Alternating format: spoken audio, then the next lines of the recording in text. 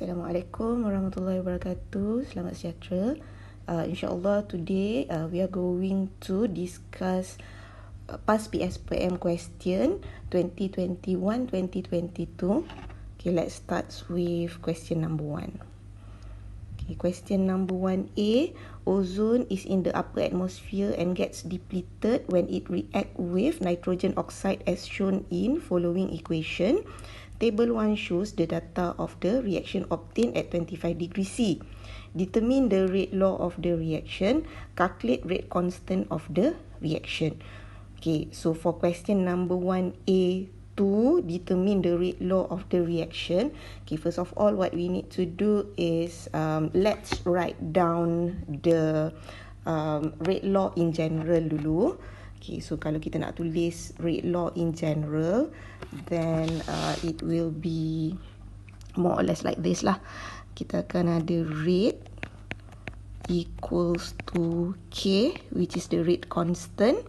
And then kita ada concentration of the reactant. So kita ada dua reactant ni, iaitu nitrogen oxide. Okay, so nitrogen oxide ni kita letak dulu to the power of X, which is its order of reaction yang kita akan tentukan later. And then the other reactant is O3, ozone. Okay, yang ni kita letak to the power of Y lah. Okay, so in general ini kita punya rate law. So sekarang ni untuk lengkapkan kita punya rate law ni, kita kena cari X dan Y lah. So X dan Y ni is the order of reaction for nitrogen oxide and ozone respectively. So kalau kita nak cari, since kita ada data provided by the experiment ni, so kita akan gunakan data yang diberi ni. Okay, so in order to find X, sebab X ni dia ialah order of reaction untuk nitrogen oxide, jadi kita kena cari antara data dalam table ni yang mana satu concentration of O3 ataupun concentration of ozone tu kena constant. Sebab kita tak nak concentration of O3 tu mengganggu kita punya calculation. So kita nak O3 tu constant lah. So untuk value of O3 yang constant, if we look carefully, dia ada pada experiment 2 and experiment 3. 9.00 times 10 to the power of negative 6 ni, kalau tengok dia sama dekat experiment 2 and experiment 3. So kita boleh guna experiment 2 dengan experiment 3 untuk cari nilai X lah. Okay, so apa yang kita buat sekarang ialah kita masukkan nilai eksperimen 3 dengan eksperimen 2 ni tadi dalam kita punya rate law. Lepas tu kita cari dia punya ratio, kita cari dia punya nisbah. So let's say here I put my rate 3,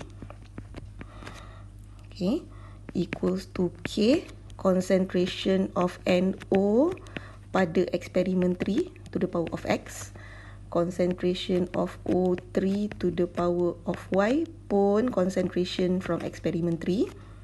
Okay, kita ratio kan ataupun kita nisbahkan, that means kita divide dengan rate from experiment 2 K, lepas tu concentration of NO from experiment 2 to the power of X, and then concentration of O3 from experiment 2 to the power of Y. So dekat sini, okay, kita dah boleh cancel K, sebab K ni ada pada dua-dua nominator and denominator. So kita dah boleh cancel sebab dia appear dua kali. And then untuk kita punya concentration of O3 pun kita dah boleh cancel sebab dia sama tadi yang ni. Okay, so sekarang ni kita cuma masukkan nilai rate for experiment 3, which is 1.32 times 10 to the power of negative 4. So equals to concentration of NO from experiment 3. Experiment 3 yang bawah. Salah masuk pula. 3.96 times 10 to the power of negative 4. So concentration pun concentration 3, which is 2.00 times 10 to the power of negative 6. Okay, divide with rate from experiment 2, which is 1.98 times 10 to the power of -4, divide with concentration of NO at experiment 2, which is 1.00 times 10 to the power of -6. Oh, lupa pula. 22 to the power of x. So kalau kita kira ni, okay, this part on the left hand side, 3.96 times 10 to the power of -4 divided by 1.98 times 10 to the power of -4, kita akan dapat 2. And then on the right hand side, 2.00 times 10 to the power of -6 divided by 1.00 times 10 to the power of -6, kita akan dapat 1 to the power of x. 2 juga. Kita akan dapat 2 to the power of x. So dekat sini kita boleh buat kesimpulan, since sebelah sini dia dapat 2. 2 ni maksudnya 2 to the power of 1. So kita dapat buat kesimpulan yang x ni is equals to 1. So dia ialah first order with respect to nitrogen oxide. Okay, so dengan cara yang sama, kita carilah y pula. So untuk y, dia jadi opposite lah, terbalik pula. Kita nak cari y, that means kita punya nitrogen oxide tu kena constant. So kalau tengok yang constant ialah from experiment 1 and experiment 2. Kalau tengok dekat situ, concentration dia sama, which is 1.00 times 10 to the power of -6. So kita boleh pakai experiment 1 and experiment 2 untuk ganti masukkan dalam kita punya calculation lah. Okay, so sama juga kita buat macam tadi. So kita buat rate 2 over rate 1. Okay, yang ini concentration number 2 to the power of x, concentration O3 number 2 to the power of y, divide with k, concentration of NO from experiment 1 to the power of x, concentration of O3 from experiment 1 to the power of y. So sama macam tadi juga, mana-mana yang appear 2 kali kita boleh cancel, which is kita punya k, and also we can cancel nitrogen oxide punya concentration. So lepas tu kita masukkan, substitute lah value untuk rate tu, 1.98 to the power of -4. Okay, untuk concentration O3 dia jadi 9.00 times 10 to the power of -6 to the power of y, divide with rate 1 kita is 1.32 times 10 to the power of -4, divide dengan concentration O3 from experiment 1 is 6.00 times 10 to the power of -6 to the power of y. So sebelah kanan kalau kita kira dia jadi 1.5, 1.98 divide by 1.32 dia jadi 1.5. Sebelah kanan pun sama, 9.00 kalau kita divide dengan 6.00 kita akan dapat 1.5 juga. So kalau kita tengok dekat sini pun sama, 1.5 ni ialah 1.5 to the power of 1. So 1 is equals to y, which means that kita punya O3 pun ialah first order jugalah. So dia first order with respect to O3. So since kita dah ada dua-dua order of reaction, kita pun bolehlah tulis semula kita punya rate law yang lengkap, which is rate equals to K concentration of nitrogen oxide to the power of 1 and concentration of ozone also to the power of 1. Ataupun kalau kita tak nak tulis power 1 tu pun boleh, dia optional. Kita tulis rate equals to K concentration NO and then concentration O3. Nak tulis macam ni pun boleh.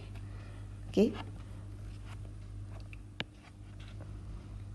Okay, so now kita sambung question yang seterusnya. calculate the rate constant of the reaction.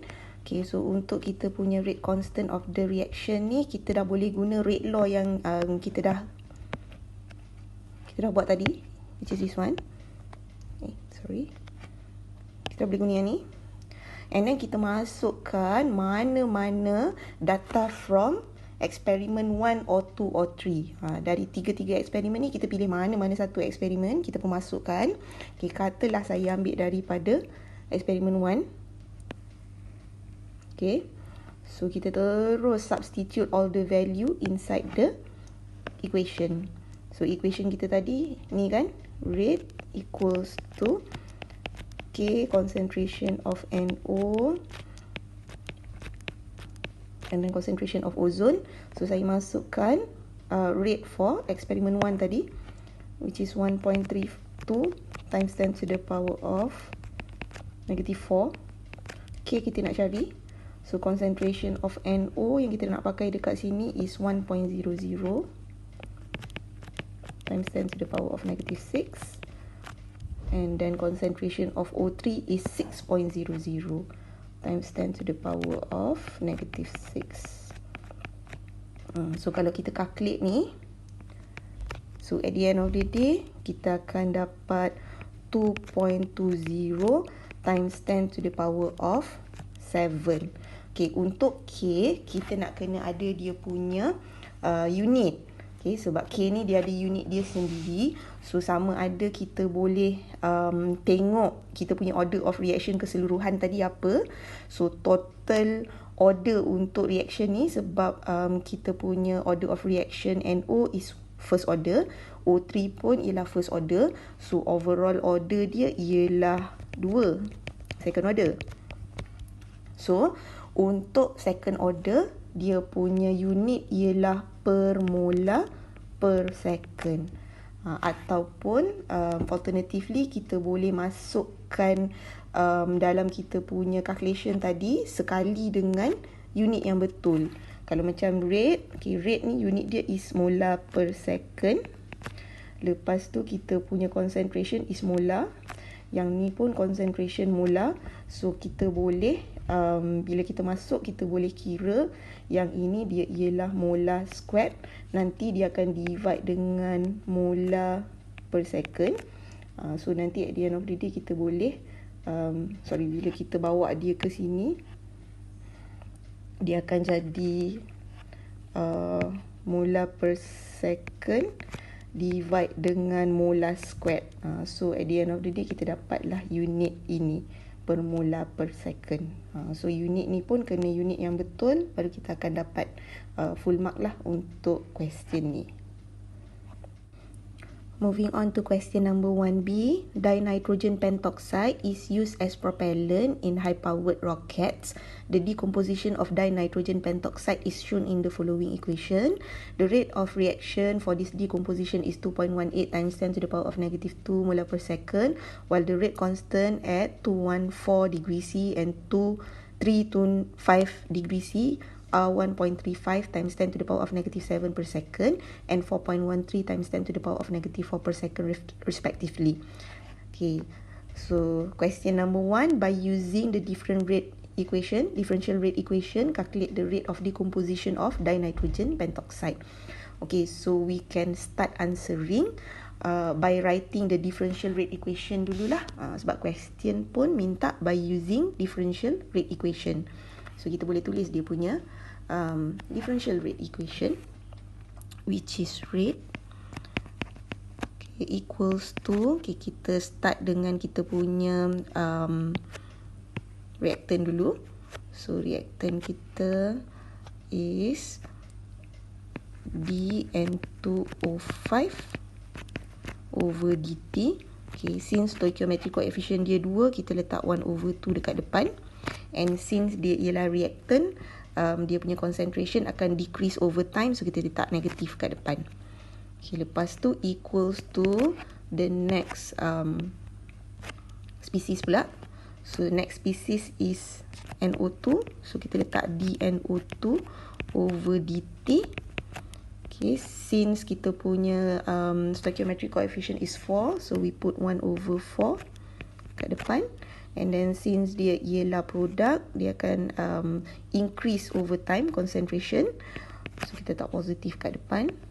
Same goes with the other product lah. So kita letak dO2 over dt.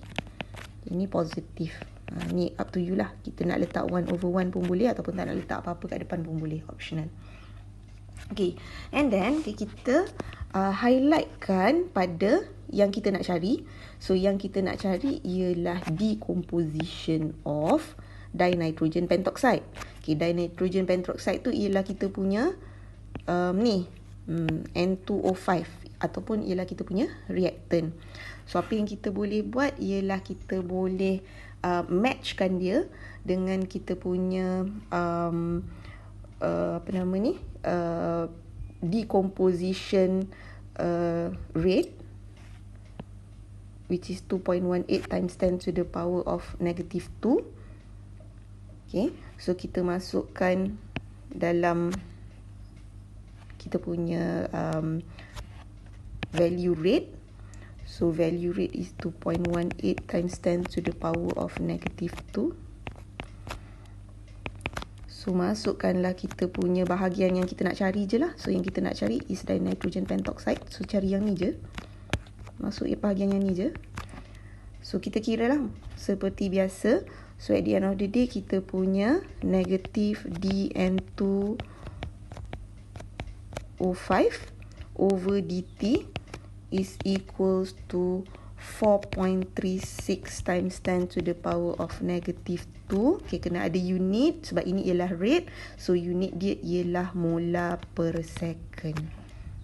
Ataupun alternatively masa kita kira tu kita terus masukkan unit of concentration tu.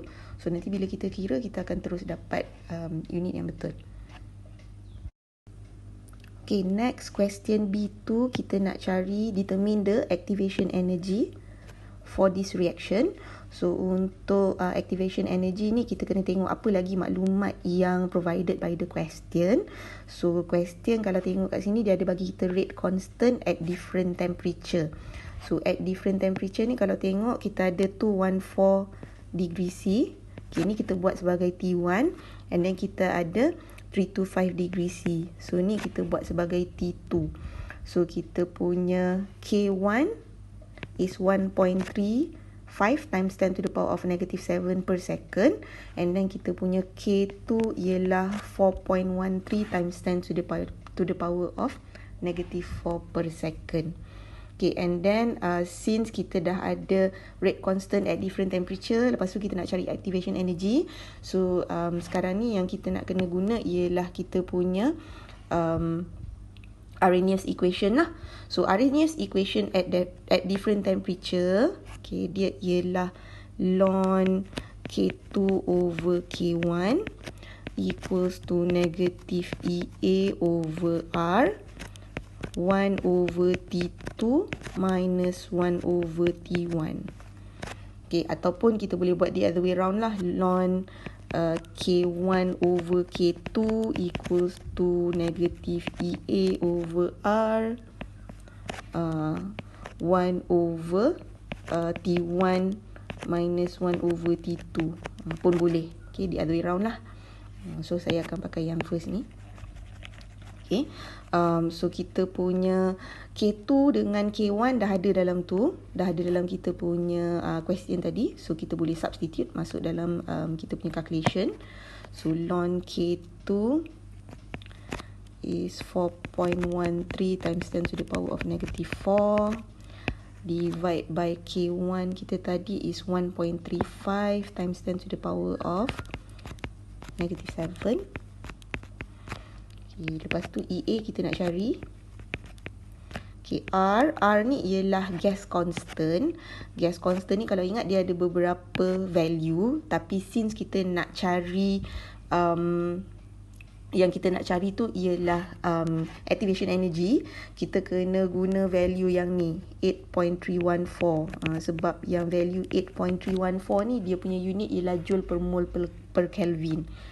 Okay. So, lepas tu kita masuk pula substitute the value of T2 and T1. Okay, however, T2 and T1 ni kita tak boleh directly guna. Kita kena tukar dia kepada Kelvin dulu. Sebab dalam kita punya equation ni ada faktor R. So, kalau ada faktor R ni, unit temperature yang kita kena guna ialah Kelvin. So, we have to change to Kelvin first. So, kalau 214 degree C ni kalau kita tukar pada Kelvin, dia akan jadi 487.15. Kalau T2 dia akan jadi 598.15. Ni dalam Kelvin lah. Okay, so kita pun masukkan dalam kita punya calculation tadi. Okay, T2 kita is 598.15 minus 1 divide 487.15. So kita kira lah macam biasa. At the end of the day nanti EA kita tu ataupun activation energy kita tu kita akan dapat 176 kilojoule per mole. Okay, question last kali. Based on collision theory, explain how temperature can affect rate of reaction. Okay, since dia nak kita explain ni by using collision theory, so kita kena kaitkan kita punya temperature ni tadi dengan the collision of the molecule lah. Macam mana molecule ni collide with each other. So, untuk temperature, kita boleh explain yang bila temperature increase, okay, dia akan menyebabkan kinetic energy of particle also increase. Okay, bila kinetic energy ataupun particle tu increase, kita punya molekul tu ataupun particle tu akan menjadi bergerak dengan lebih laju dan menyebabkan frequency of collision increase. Frequency of collision increase. Bila dia dah bergerak laju tu, kekerapan dia terlanggar antara satu sama lain tu akan meningkat juga. Dan dia akan menyebabkan frequency of collision increase. Dan yang lebih pentingnya, dia menyebabkan effective collision akan increase. Sebab effective collision baru akan menyebabkan reaction tu berlaku. Dan bila effective collision increase, barulah kita punya rate of reaction pun increase juga. Ataupun kita boleh jawab vice versa lah. Bila temperature decrease, kinetic energy of particle pun decrease. That means frequency of collision pun decrease, effective collision pun decrease, and then last kali rate of reaction pun decrease lah. So saya nak ingatkan semua ni perlu ditulis dalam ayat yang lengkap lah, dalam proper sentence. So untuk perbincangan ni saya tulis dalam bentuk ayat yang singkat je lah. Tapi nanti kalau korang dalam exam kena tulis dalam proper sentence lah. Maksudnya tak boleh guna simbol-simbol yang saya guna ni. Mesti guna ayat yang lengkap. Okay. So habis untuk kita punya perbincangan question number 1. Okay, next kita pergi ke question number 2. Okay, 2A. An amount of 0.25 grams of sample of naphthalene is burned in a bomb calorimeter containing 1100 gram of water at an initial temperature of 20 degrees C. After combustion is completed, the temperature increased to 27.5 degrees C. If the heat capacity of calorimeter is 320 joule per degree C, determine the amount of heat release, the heat of combustion of naphthalene. Okay, so for question number 1, kita nak cari heat release. So heat release ni basically is the Q of the reaction. And then untuk kita punya question number 2 pula ialah delta H. Dia ni sama-sama heat, tapi untuk question number 1 dia ialah heat untuk that particular reaction saja. untuk reaction yang kita sedang buat tu saja. Tapi kalau untuk question number tu, dia ialah heat of combustion, heat untuk proses tu. So bila heat untuk proses tu, maksudnya kita nak dia punya dalam unit kilojoule per mol lah, untuk 1 mol naphthalene yang dibakar. Okay, so untuk Q, Q ni kita guna heat release by reaction. Q reaction should be equals to heat release, heat absorbed by calorimeter dengan heat absorbed by surrounding lah. So surrounding kita ni ialah kita punya apa yang ada datang bersama-sama dengan kita punya calorimeter ni. So yang datang bersama-sama dengan kita punya calorimeter ni ialah water tadi. Sebab dalam water dalam calorimeter kita ada water. So water tu kita anggap sebagai surrounding lah, yang datang bersama-sama dengan kita punya calorimeter. Okay. So since kita punya calorimeter dengan surrounding ni ialah heat yang diabsorb, so kita letak negatif kat depan lah. Okay. Alright, so untuk calculate Q calorimeter, okay, kita boleh guna formula C delta T. Okay, C yang kita guna dekat sini ialah heat capacity. Heat capacity ni yang diberi dalam question ni 320 joule per degree C. Dia tak ada gram, sebab dia ialah heat absorb, heat yang perlu diabsorb untuk menaikkan suhu sebanyak 1 degree C. So dia tak ada mass lah dekat situ. Okay, tapi untuk surrounding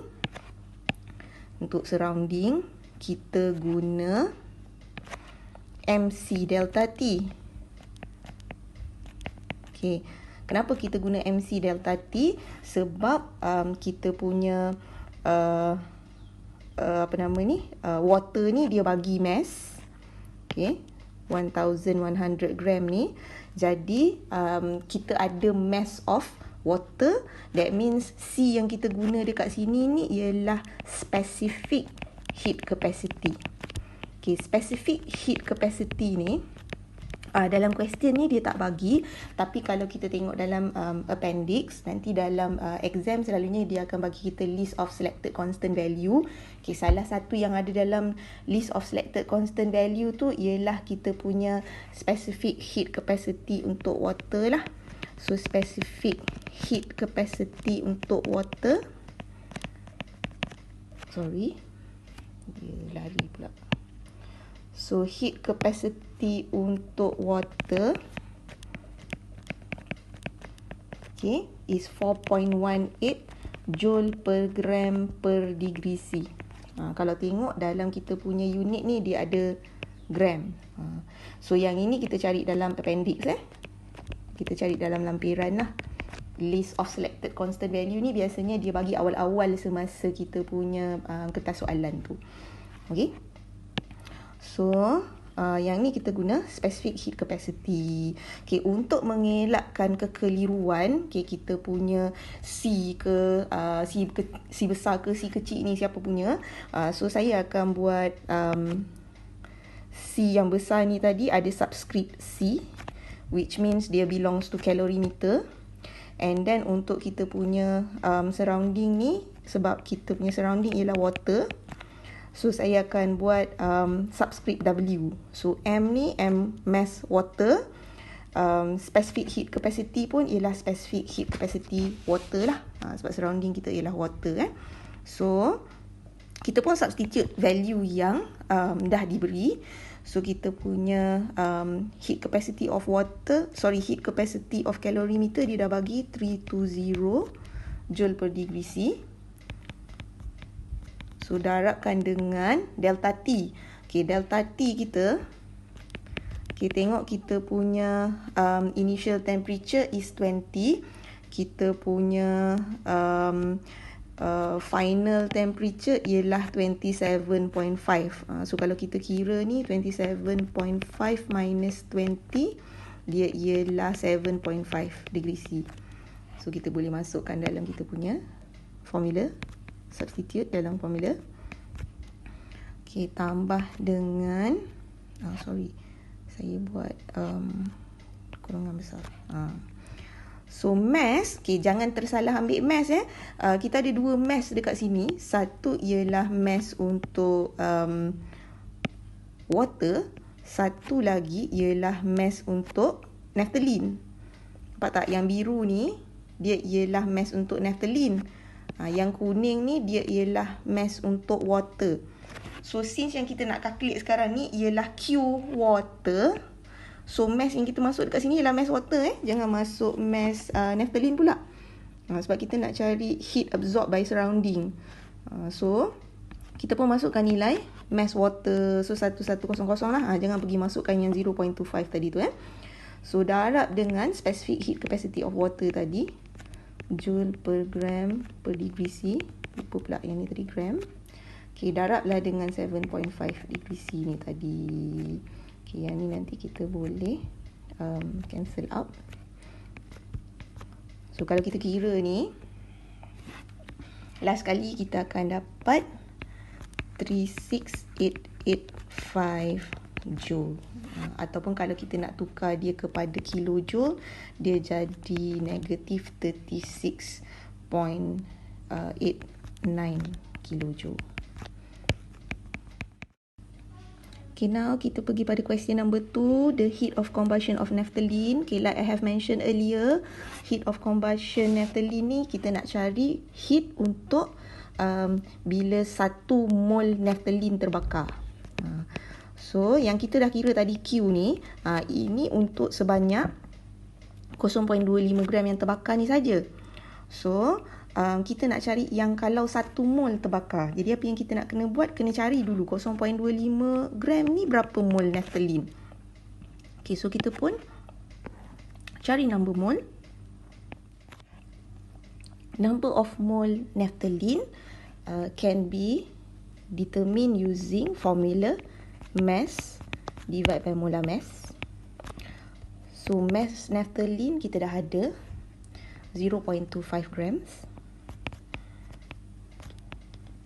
Lepas tu kita divide lah dengan molar mass of naphthalene. Okay, molar mass naphthalene ni dia dah bagi kita dia punya molecular formula.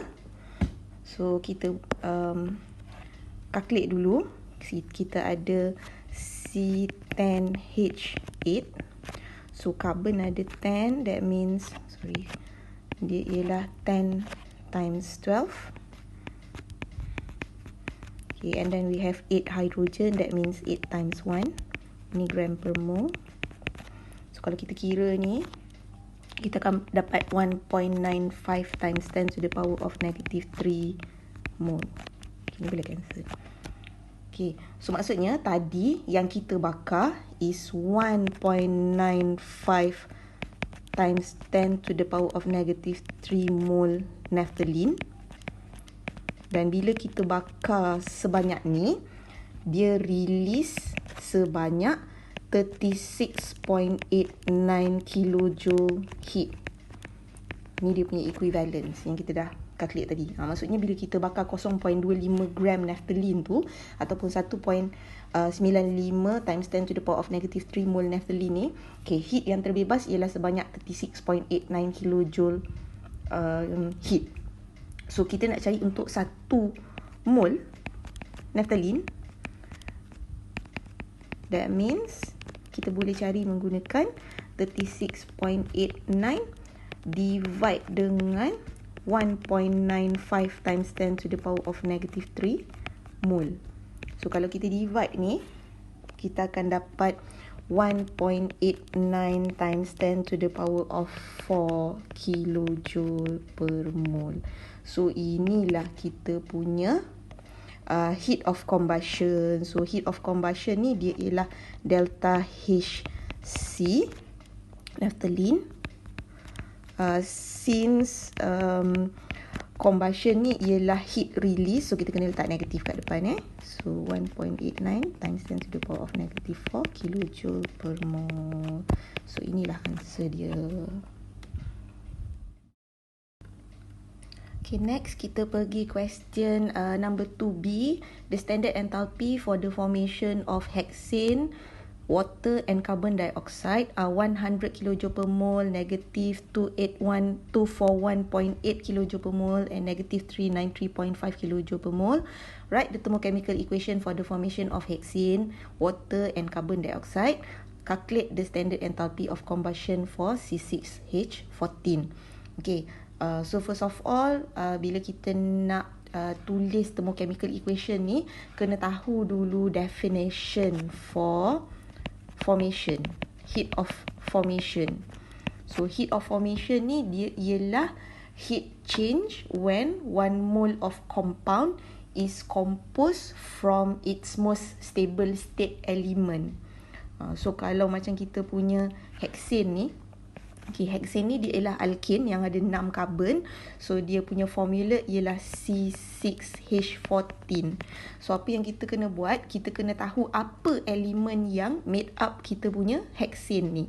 So kalau tengok hexane ni, dia punya formula ada karbon dengan ada hidrogen.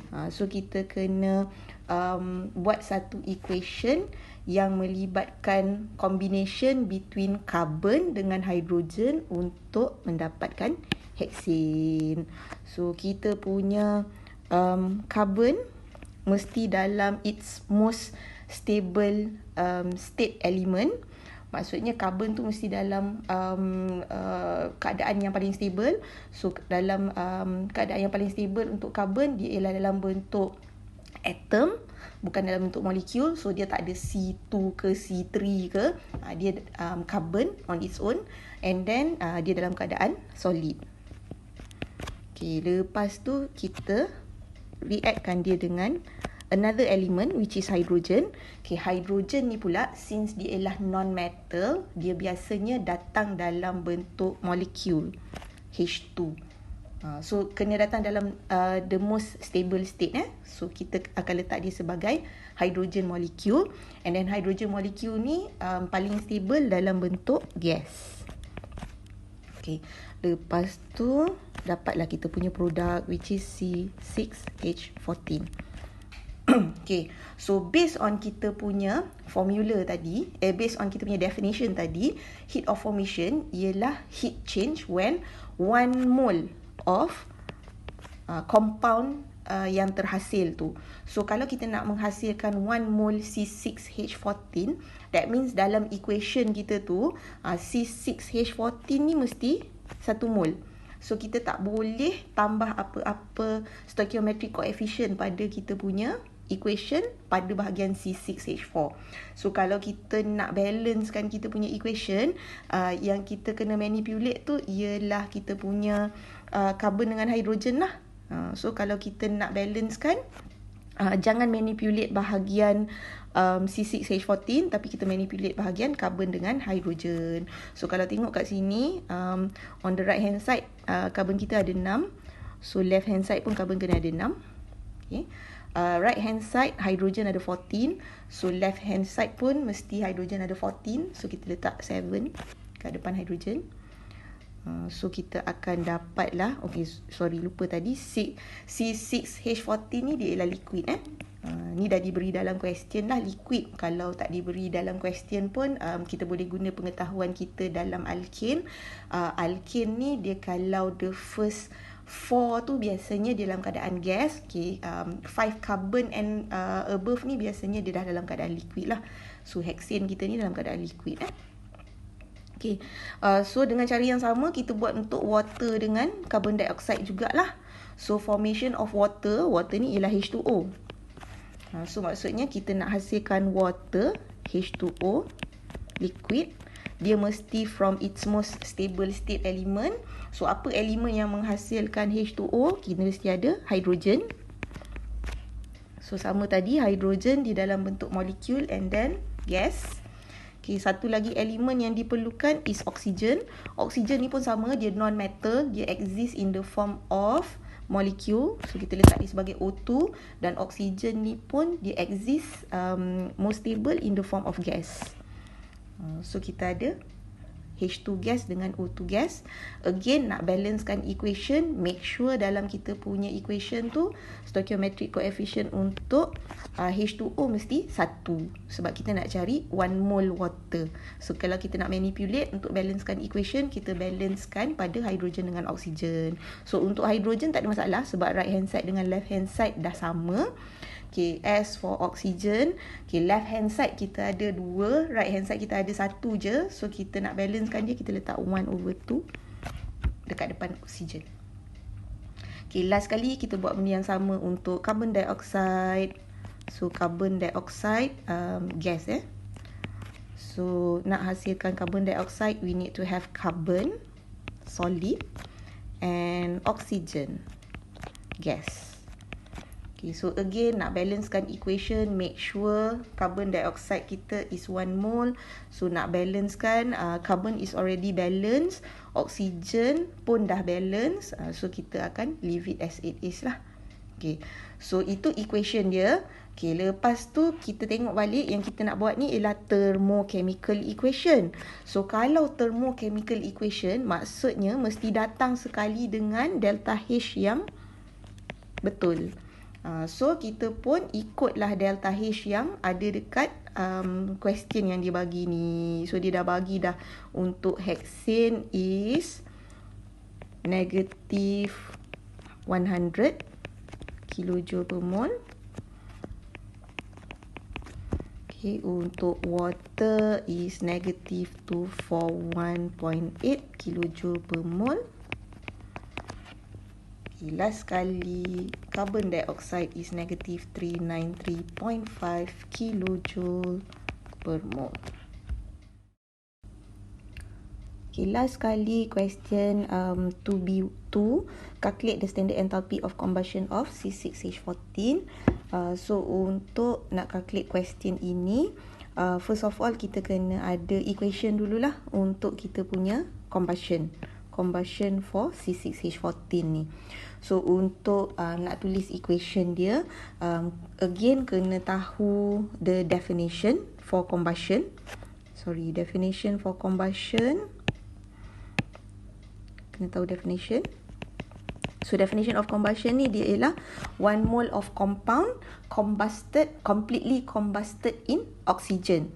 So kalau kita ada C6H14, kita kena bakar C6H14 ni dalam enough oksigen yang cukup. So kalau dia terbakar untuk terbakar dalam oksigen yang cukup, dia akan menghasilkan carbon dioxide and water. So kita punya C6H14 tadi is in the form of liquid, oxygen is in the form of gas, carbon dioxide is in the form of gas, H2O is in liquid lah. Okay. So, yang kita nak cari, tak balance lagi equation. So, kita balancekan equation ni. Since kita nak balancekan equation mengikut definition, so kita kena make sure kita punya C6H14 ataupun kita punya hexane ni mesti 1 mole. Sebab definition dia ialah 1 mole compound yang combusted. So siapa yang terbakar tu yang mesti 1 mole. So yang terbakar ni ialah kita punya hexane lah, kita punya C6H14. So kita kena make sure C6H14 kita ni stoichiometric coefficient dia mesti 1 dalam equation ni. Kita tak boleh kacau stoichiometric coefficient untuk C6H14 lah. So bila kita nak balancekan, kita balancekan yang lain-lain. So contohnya macam sekarang ni carbon. Okay, we have 6 carbon on the left hand side. So right hand side kita letak 6 CO2 untuk nak balancekan carbon. Kita ada 14 hydrogen on the left hand side. Okay, right hand side kita ada 2 je. So kita kena letak 7 kat depan supaya dia jadi 14. Okay, so sekarang ni kalau tengok kita punya oxygen on the right hand side, dia dah jadi 12 tambah 7. 12 tambah 7 ni 19. So untuk nak jadikan balance equation, kita letak 19/2 dekat depan oksigen. So balance lah kita punya equation ni tanpa mengganggu stoichiometric coefficient untuk C6H14. So delta H dia ni lah yang kita nak cari berapa. Okay.